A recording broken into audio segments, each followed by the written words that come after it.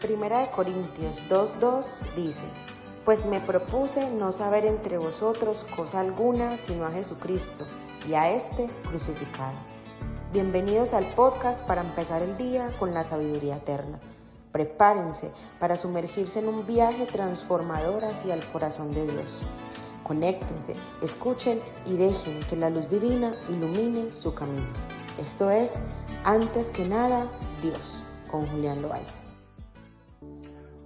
Hola a todos, bienvenidos. Hoy hablaremos de el Evangelio en su lugar.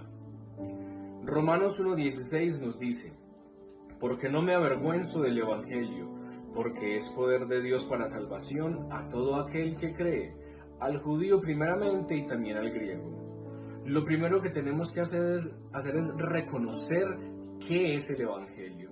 El Evangelio, la palabra Evangelio significa buenas noticias, es decir, el Evangelio es un mensaje.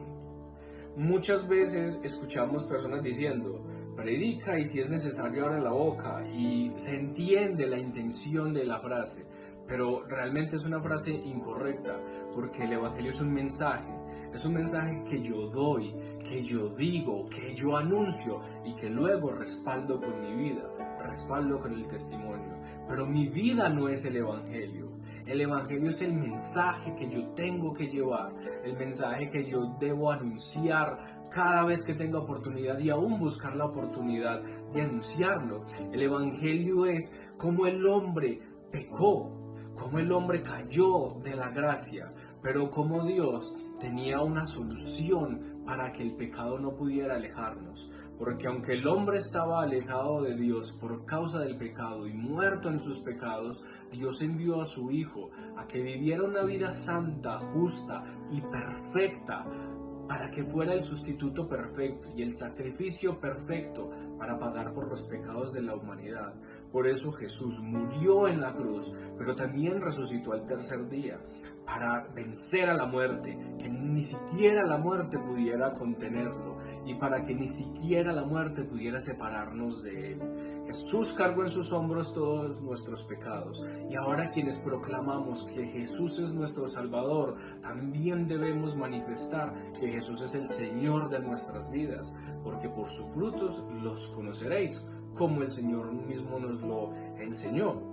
Pero tenemos que tener en cuenta algo, y nos dice que es poder de Dios para salvación a todo aquel que cree. Entonces, primero, claro, debemos reconocer qué es el Evangelio, qué es su mensaje, debemos apropiarnos del Evangelio, saber que ese Evangelio nos salvó, que ese Evangelio nos cambió la historia, porque estábamos condenados a una eternidad de fracaso, de dolor y de alejarnos del Señor. Pero ese Evangelio nos cambió el camino, nos hizo andar nuevamente en el camino de la vida, nos hizo mirar al Señor, y por eso debemos apropiarnos de ese Evangelio sabiendo lo que ha hecho en nuestras vidas.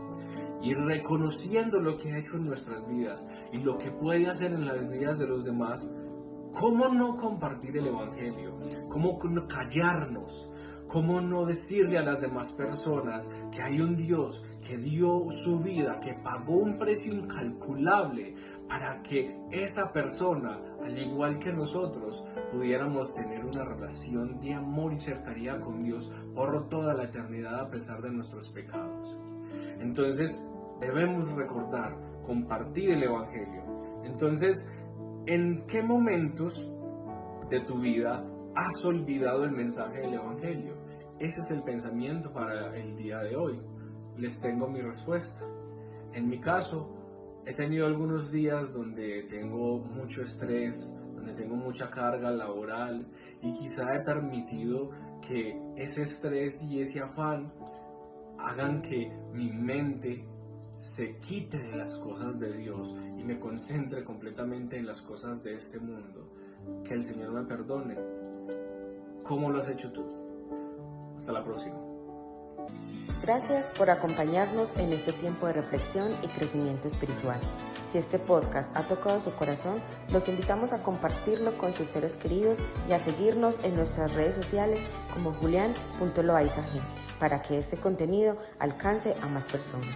Hasta la próxima y que la bendición del Señor los acompañe siempre.